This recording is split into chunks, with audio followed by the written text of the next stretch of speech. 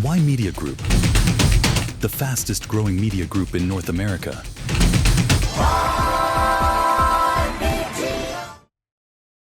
Hello and welcome to Why Media Newsroom. I'm Ramona Singh, and I want to talk to you about the latest poll by Nanos. And if I suspect towards the end of the year we're going to have an election or early next year, well, the latest poll is showing that their liberal lead has shrunk as there's economic concerns that are dominating Canadian politics.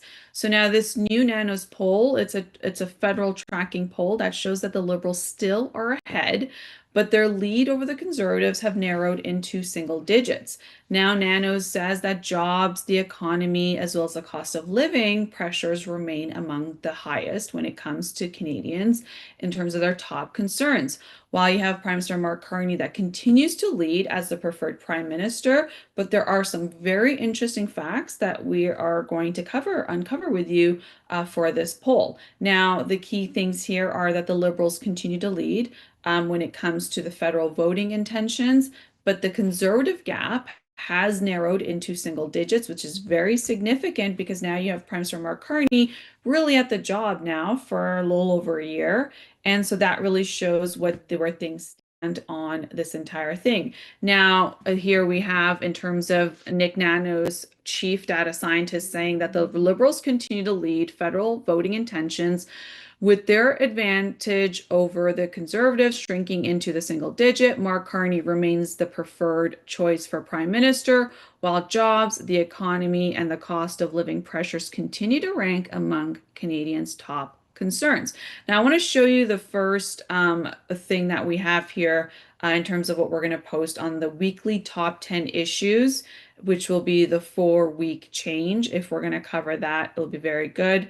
This was taken from June 5th to July 3rd. We can see this 4-week average. So we can just go to the next one right here. If we can just put that on, we'll show you the what's been taking place in terms of 4 weeks. The question is, what is your most important national issue of concern? And here you have it. You have jobs and the economy are massive. So when you compare to the results of June 5th to July 3rd, there you have the numbers right there, which is showing that it's fairly consistent at the 21% back in June 5th, and then you have 20.5%. So you can average it out to almost, statistically the same. Jobs, the economy are of high concern. And then second to that, of course, it's inflation. Inflation contributes to what's happening in the marketplace. What are the jobs like? What is the unemployment rate? And there you have it also consistently within the same average at 13.4% and 12.6%, really covering what was on top of Canadians' minds in last month, from this month to previous month. And then healthcare is also consistent at, oh, we're still on the same one. So if we just go back to, yes, please stay on that one. So, and then you have healthcare at, there you have it at 7.2% and 7.8%, still very consistent on what is top of mind. But the third thing here is what we see there is Trump and the US relations. Now, this is pretty useful because previous month in June, highest concern at 8.2%. It was, Trump, the United States relationship, obviously Kuzma, which is one of the biggest trading agreements. We're talking about a $1.3 trillion agreement, and we're talking about $3.2 billion every 24 hours crosses the border of United States and Canada. And what's interesting here is on July 3rd, which is after the July 1st deadline of Kuzma, it came as, almost at par with healthcare at 7.7%. And then you have immigration and environment that, and national unity, housing, that stay fairly consistent at the, 5 to 3%. And then you have change in government and homelessness that are staying consistent at the 2% to 2.7%. Now, the next one is showing The next graph is showing the longitudinal issue tracking long term. This one is tracking it for you from 2015 to 2026, July 3rd. So 2015, January 2nd, and all the way until this month. And here you can see that, and overall, consistently, you can see what was on top of concerns is what you're seeing in the black one is Trump and US relations. You can see that's peaked quite high at the 40% mark right there. And that was really started back in, you can see there at end of 2024, which is after President Trump won his election. His election was November of 2024. And then we started hearing the news about what he wants to do with tariffs with Canada. And so you saw that massive spike. Also last year, 2025, you have February there, which is where really when everything kicked off with the federal elections. And if you recall the tariff announcements of, the blanket 25% and then 50% on key industries. And that has essentially slowed down. You can see it's gone down. And that was also the height of Make Canada the 51st state, if you recall what Trump was saying. And so there you have the heightened sense there. And then, of course, you see back in what's interesting, if you go back to 2020 to about 2021, that gray in the middle, that's all environment. So environment was top of concern. And if you recall, that was the carbon tax era that we used to talk about and anti-pipelines and how much has that conversation changed. You don't even really see much of that gray. If you can see now in 2026, that gray line, which is environment, it's sitting at your 4.4%. Meanwhile, back in 2020, it was high up to that almost 50% mark of concerns. And then there's the blue. The blue is jobs, right? So you can see the jobs was a massive issue and it's kind of peaked at a higher number at the 20.5%. The green represents inflation. Inflation's at 12.6%. The red there is healthcare. It's sitting tied with US issues at 7.7, 7.8%. And then the yellow there is debt. Shows Canadians are not thinking about debt. It's at 1.9%. And the other numbers there, which is the darker green, is peace and fear of war, is at 1.2%. Good. Canadians are not worried about Canada being in a war. So there you have an explanation of what those numbers mean. Now, if we go over to the next graph, I can give you a breakdown of what we're seeing. The next graph is the issues tracking 1 year ahead.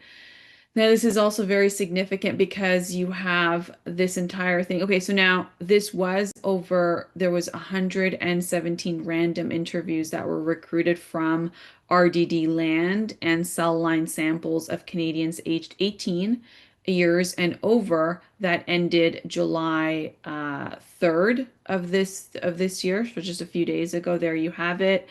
And here you see what's happened in the past year. So from 2005, July 4th, to about now, you see the difference are where things are tracking. So when it comes to coronavirus, obviously that's the gray, that's a non-issue. But it seems right now you have 4.4% of Canadians that are worried about it.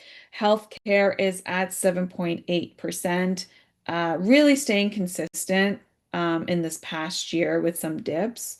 And then you also have jobs in the economy. So here a year ago, where you have it at almost like the 16, like more like what 18%.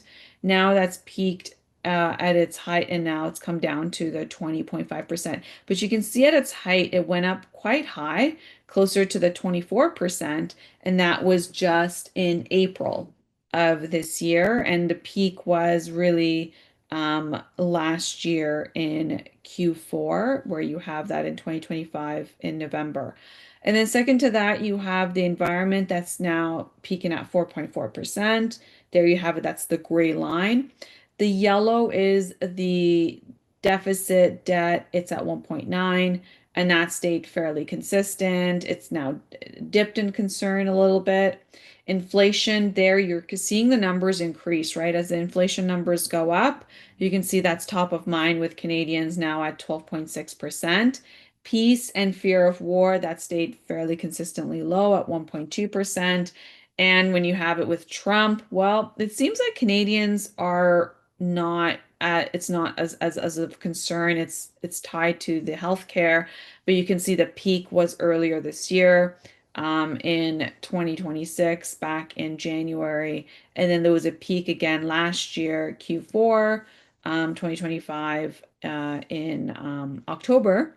And then the highest was there in the highest peak of, 23%, looking at 2025 in August. So there you have the peaks of what's taking place. Now, when it comes to the next one with long term, what are the voting? Yeah, if you keep going to the ballot long term or looking at the graphs. Yeah, perfect. So here you have what's taking place from 2014 to about now, using the voting intentions, right? So the red represents the Liberals. There you have them at 41.4%. And then you have the Conservatives, the blue line there in the graph at 32.1%. There you have it between them, that now they're in the single digits in terms of, yes, the Liberals are still ahead, but in the single digits, you have the Conservatives at 32.1%. So that means the Conservatives, even though there's a dip, they did quite well before that election, right? When you look at the Conservative numbers, look at that, right? Go back to 2024. In August of 2024, you can see the Conservatives are at an all-time high. We're looking at the very high 40s, and you can see the Liberals were at low 20s, right? That was when you had Prime Minister Justin Trudeau, and this is the end of 2024, and you had the highs of Pierre Poilievre, the Conservative leader, and that was a 20-point advantage over the former Prime Minister. And then you can see what changed there is you have Mark Carney become the Liberal leader, become Prime Minister, and then you can see the dip on the Conservative numbers just go down. So very significant in terms of what's happening here in Canada. And but the biggest thing here is that, jobs, the economy, and the cost of living remain top of voters' mind.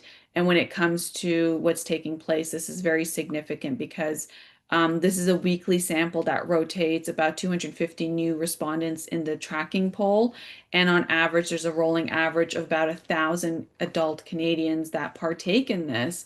And so it's quite significant of where things stand on this. Now, this is when it comes to the respondents in Canada, it's accurate about 3.1 percent points, plus or minus 19 out of 20 times. This was a random survey of 1,017 respondents in Canada for a 4-week tracking that ended on July 3rd.